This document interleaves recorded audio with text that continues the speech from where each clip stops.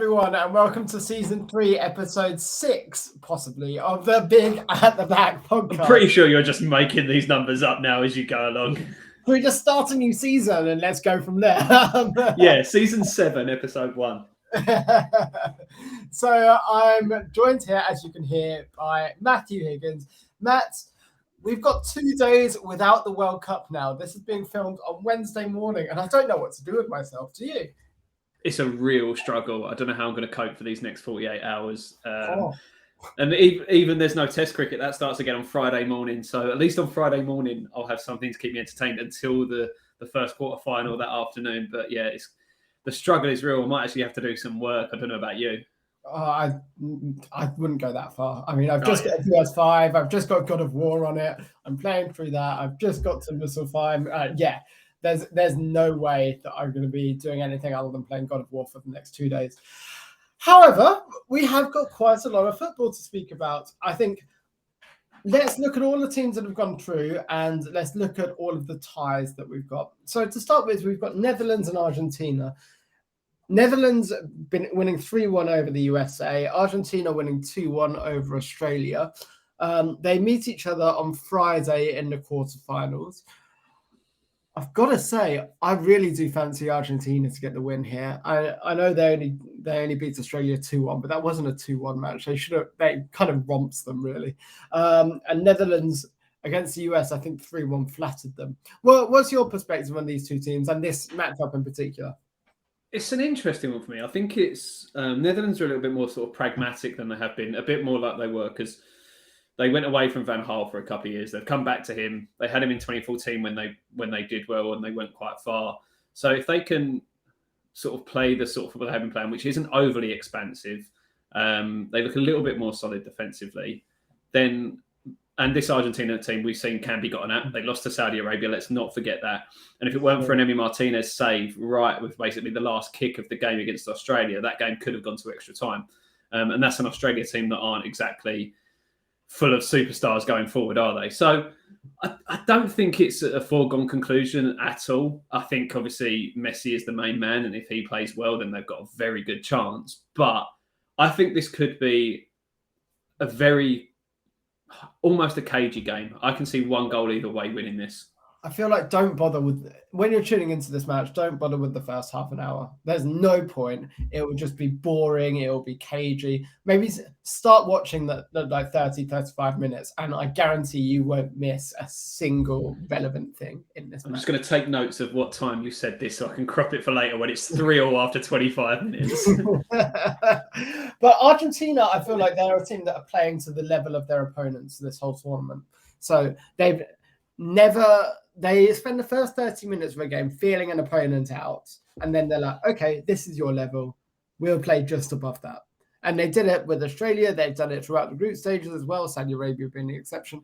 But I really think that they haven't really got out of second gear as far as I can see. No, I think there's still more to come from them. I think that's almost a foregone conclusion, really. But like I say, this could be a cagey affair. Neither team going through would surprise me if I was a betting man, because I'm not. I would be backing Argentina but it wouldn't surprise me if this one doesn't end in 90 minutes either. No, I agreed with that to an extent. The early game on Friday is Croatia versus Brazil. Now, Brazil romped South Korea in the first 30 minutes or so and then just relaxed after that, whereas Croatia just bullied their way through a 1-1 draw with Japan. I think if you'd have looked at all of the quarterfinals or all of the rounds of 16, and you'd have said to anyone that watches football, pick a game that's going to end 1-1, all of them would have picked Croatia versus Japan. And it was just the most predictable scoreline ever. Japan gave it a really good go, but I've said it before, Croatia are just a really tough team. They're really strong and powerful. I really wouldn't want to be playing Croatia if I was anyone in this tournament. And I think Brazil can be gotten at. So this is a bit more of an interesting game than people are giving credit for, I think. Yeah, the 1-1 prediction was, and I will say, is we on the Pretty Bowls podcast, we've been predicting every single game of the tournament. So a full-time result and a first goal scorer based on the predictions, you got a certain amount of points, and I did predict 1-1 in this game. It, like you say, it just seemed the most 1-1 game ever. Yeah. Japan they work so hard as a team. I think they're really fun to watch. They were pressing high up the pitch because Croatia, especially with their keeper at the back, playing out from the back isn't their strong suit, which almost every team's been trying to do in this tournament, regardless of their ability to be able to do it or not. And they got at Croatia, but I feel like Croatia, with their slightly aging midfield trio, Modric obviously 37, he couldn't last the full 120 minutes in this game. He came off before the shootout. Brozovic and Kovacic obviously a bit younger, but they're still sort of, I think Brozovic is just past 30 and Kovacic is just the right side of 30.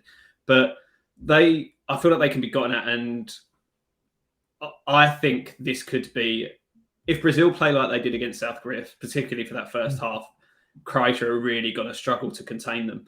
But that being said, I do agree Brazil can be gotten at. They have shown that. They have conceded in a few games. They conceded to no, that was France. They conceded to, who was it in their last group game? Cameroon. They lost to, didn't they, when they rotated? I mean, that doesn't really count, does it? No, but I think when you've got the thing that Croatia really lacking for me is pace up top, because they've still got a 37-year-old Thiago Silva at centre back. Yeah. So if they had someone with a bit more pace than, say, like Andre Kramaric in behind, they could really give him a run for his money. But I feel like Croatia's attacking prowess sort of plays into Brazil's hand.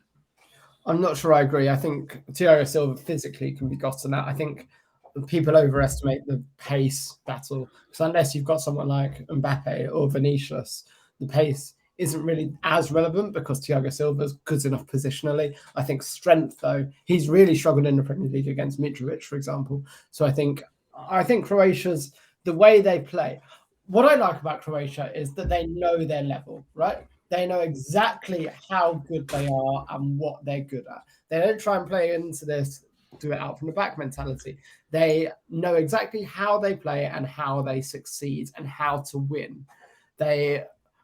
And I think that's a real problem for anyone. But what it means is that because they know their level, if someone comes in at a higher level, so we saw it with France in the last World Cup, or the Euros it might have been, I can't remember. But we saw it then, and as soon as someone comes in at a higher level, then it becomes incredibly one-sided for them. So if Brazil plays their best, this could be a very simple game for them. That being said, Croatia will fight tooth and nail and scratch and scramble to try and get it to penalties. I'm just looking forward to Dejan Lovren trying to defend against Richarlison, Neymar, Vinicius. I mean, so you'll never hear me do this again, but in defense of Dejan Lovren, I do think he's a better defender than people have given him credit for. Even at Liverpool, he was better than people gave him credit for. Does that mean I think he's a world-class defender like he thought he was? No, of course not. But doesn't just think he's world-class. One of the best in the world. Yeah, I mean, that's skeptical. But yeah, I think Brazil, if they really come out firing on all cylinders, Richarlison, Neymar, Vinicius, then they could really, really put the sword to them. The next game, though, England-France, I would argue is probably the two strongest teams in the tournament at the moment. And I say that because France is definitely the second strongest team. It's coming home. I think this is the most dangerous game, and I think the winner will clip this if you want. England-France, I think the winner is going to be one of these teams, and it's not going to be France. You would imagine that the winner of this team would be them favourites to get to the final, because the other side of this bracket is the Morocco-Portugal quarter-final. So you'd imagine whoever gets through this game will be favourites to beat Morocco or Portugal. But yeah, this is going to be one hell of a game. So tasty. I'm really, really looking forward to it. I think we need, talking as an England fan first, I think we need to probably move to 5 at the back, like Southgate did against Germany in the Euros. I would expect you'd have Trippier right wing back and Walker right back, because they can pair up and cover Mbappe. I also think that we really need to be careful, because we do not want Maguire and Shaw going up against Dembele. If all the focus is on Mbappe, we don't want to give Dembele that kind of space against Luke Shaw, because that's going to be an absolute bloodbath. So I'm really curious to see how he does that. I think you play Henderson in this match on the basis that he can drop back into that right or left centre midfield role and cover defensively. I mean, people have spoken all season about Trent Alexander-Arnold defensively, and that's because Henderson hasn't been playing as a right centre mid and helping cover him. So I think Jordan Henderson is an absolute must for this game. I think in terms of France, I'm really, really scared of their wingers. However, I think they can really be gotten at. Their centre midfield, I think, I really don't like Rabiot. I think he's a really rubbish centre mid. I don't think he'd get into England's squad. I think without Kante, they can be really exposed possession-wise. They are a very good unit defensively, but a bit of quality can unlock them. And I'm really happy that it's more likely to be Foden starting to be able to unlock them. What's your perspective on this game in terms of the way we should set up? Yeah, I think 5 at the back is probably the way to go. Like you say, doubling up on their wingers is going to be very important. And we can't underestimate Olivier Giroud as well. He's obviously a very physical striker. He's now their all-time leading top scorer because he's just overtaken Thierry Henry with his goal in the round of 16. So it's easy to forget about him because of the likes of Mbappe and Dembele coming down those wings, and Griezmann playing in the 10 as well.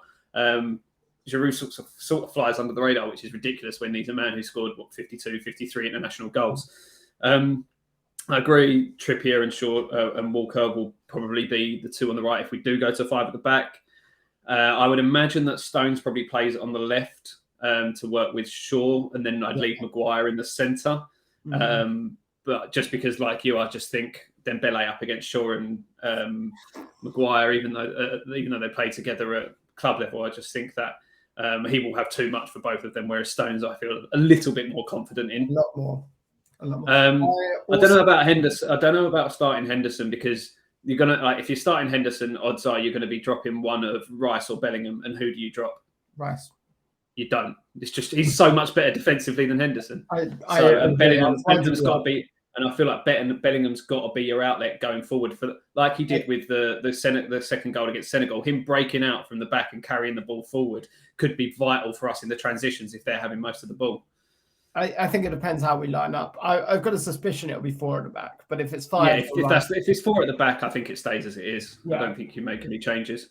But you're right actually. If it's 5, then you probably shouldn't be playing him unless you move Bellingham further forward to just behind Kane potentially, but I don't think that's his best position either.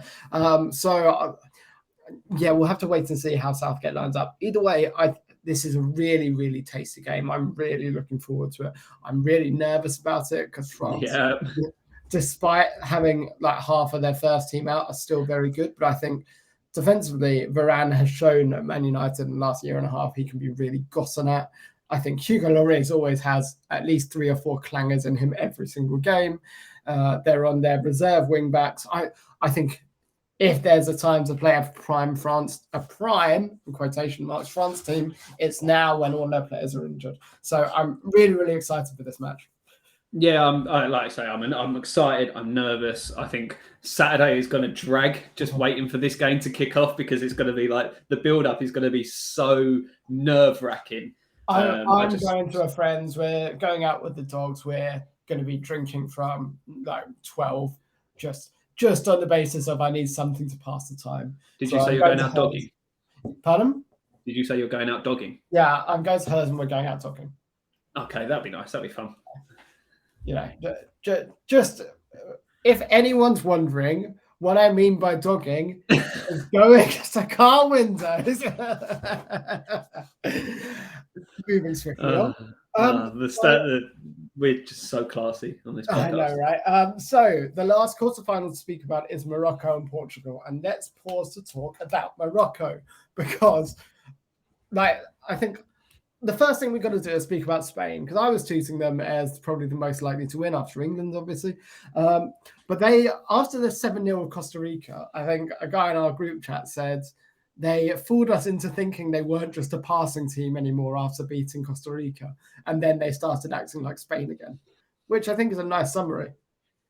Yeah, they had over 1,000 passes in that game, which led to 1 or 2 shots on target. I can't remember if it was 1 or 2. So yeah, that sort of just goes to show that with all the talent they've got, and don't get me wrong, this is still a young squad. So they will come back in the Euros and the next World Cup, and they'll have a very strong squad still. They've got Pedri, they've got Gavi, they've got Dani Olmo, they've got Ferran Torres. These are all players that are still under 25 years old. So there is no reason to think that they won't come back better and stronger.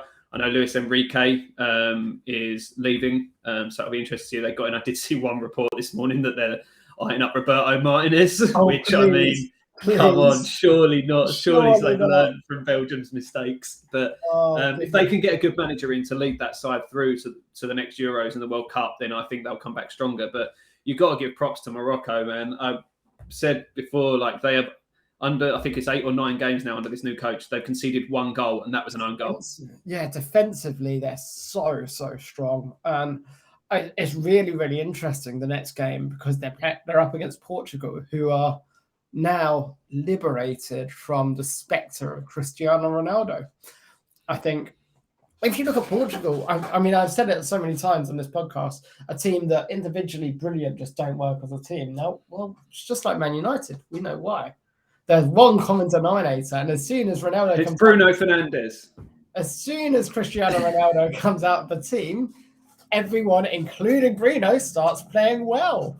I mean, they absolutely ripped Switzerland apart. Switzerland are a good team, right? They're not a great team. They're probably one of the weakest, if not the weakest, in the last 16. But I expected this to be like a 2-1 or a 1-1 or something.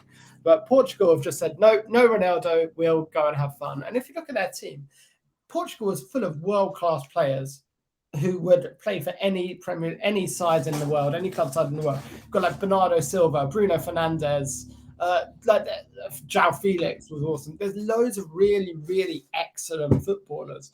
But without Ronaldo, they just seemed a lot more free and a lot more capable. So I think that does mark the end of Cristiano Ronaldo and his involvement as a starter in this World Cup. I'll be shocked if he starts against Morocco. Yeah, and I mean, you can't drop Gonzalo Ramos now, can you? He comes in his first start and scores a hat-trick, so there's no way he can be dropped now. So, and you can't change the team. Barring injuries, there's just won 6-1. You don't change that. Just picking up form is so important in these tournaments because games come at you thick and fast. So, what was it? Tuesday they play again on Saturday afternoon. So it's a quick turnaround. You get back out there with that same 11. You keep Ronaldo out your side. You let him eye up his big money move to Saudi Arabia. Let him count his check. But yeah, he just, I think I heard on commentary last night that is the first time that Cristiano Ronaldo has come on as a sub for Portugal since he was a teenager. So that just goes to show how central he has been to that team since he first broke into the Portugal squad. Best part of 20 years ago. So it's ridiculous to think that he doesn't start anymore. But hey, like the proof is in the pudding. He may still be their captain on paper, but it's over for him, isn't it? Really, I think this is probably the end of his international career. Well, career in general, to be honest. He's going to Saudi Arabia to earn a shed load of money, but that's the end of his competitive football career, I think. And don't get me wrong, I think it is a little bit sad to see someone end their career in this way that has had such a good career, because we've seen players in the past struggle to deal with like the loss of their powers. And he seems to have struggled more than most. Most people can come to terms with it mentally, and they sort of know, right, okay. He had such a high high. He still thinks he's the Ronaldo of 7 years ago, 8 years ago at Real Madrid, banging in 35, 40 goals a season. And he needs to realise he's not that anymore. Yeah, and he's that completely different physically. I think he's done that interview, realised he now can't get a Champions League club, and therefore he's just decided to pack it in and go for the money, which is basically an end to the legacy of one of the best players of all time. I say one of, because he's certainly not the best player of all time. That belongs to Messi. Dejan Lovren, yeah, exactly. So let's wrap up predictions. Let's do score predictions for this game. So Netherlands, Argentina, what are you going for? I'm going to go with a 1-1 draw in 90 minutes. And I'm going to say that Argentina get through on penalties. Interesting. Okay. I'm going to go for a 3-1 Argentina win in 90 minutes. I think Argentina have got too much firepower. And yeah, Netherlands have got a stable defense, but I think Argentina have got enough to unlock it. Big Verge. Croatia, we'll see. So Croatia, Brazil, I think 1-1 and Brazil in extra time. Oh, that is a bold shout. I like it.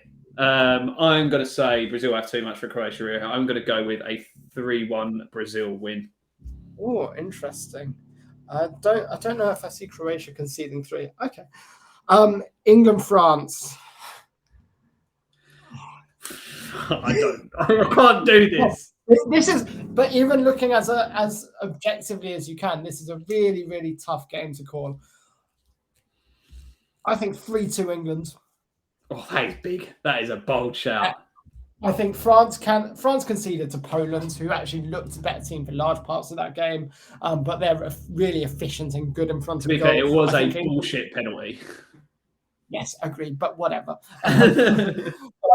I think Poland did look better for a lot of that game. I think England are much better than Poland moving the ball and going forward. And I think we'll score against France. I then think France will come at us. We'll get another one. France will bring it back to 2-2, and then Jordan Henderson will score the winner. Do you mean Harry Maguire will score the winner with a header? Please let that happen. Every single match we bet on Harry Maguire to score a header. It hasn't happened yet. That's going to happen in this tournament. It's only a matter of time. What's your England-France prediction? I'm going to go with a 2-2 draw and England through on penalties. And me to have 16 heart attacks. I'm going to say if we get to penalties, I don't like our chances. No, Harry Maguire's going to stick one top bins, that's for sure. His penalty was really good in the last shootout again. Was it Colombia? Fantastic. It was so good. He took a good one against. Was it him that took a good one against Italy? Yes, it was. Yeah. So I don't fault him on that at all. I think yes, people you'd expect to be very good penalty takers aren't. Like Henderson took a really shit one, didn't he? Against Italy. Rashford and Sancho as well, and Sterling let the country down. I remember that. Saka. Yeah, Saka. But Sterling, one of the bad ones. I can't even remember. I can't remember now. I don't think. No, did Sterling? Oh, I can't remember. I've tried to erase it from my memory. Yeah, like we don't talk about it. So Morocco, Portugal. Oh, this one is going to be tighter than a nun's cunt. Nice. Good content. I'm going to say Morocco win 1-0. Oh, I agree. Now watch Portugal win like 4-5-0. I'm going to go Portugal 1-0. Just to be a bit different. But I think that is a really, really tough game. And yeah, we have to wait and see. Cool. Well, no football for 2 days. We're going to struggle. You're going to struggle. We know. But we will be back with another podcast to talk about the semi-finals on Sunday. If England have got through. If not, we may just abandon the World Cup. We'll wait and see. Yeah. But everyone, have fun over the next few days. Try and enjoy a life without football. I know it's going to be tough, but we'll look forward to speaking to you all and wrapping up the next round.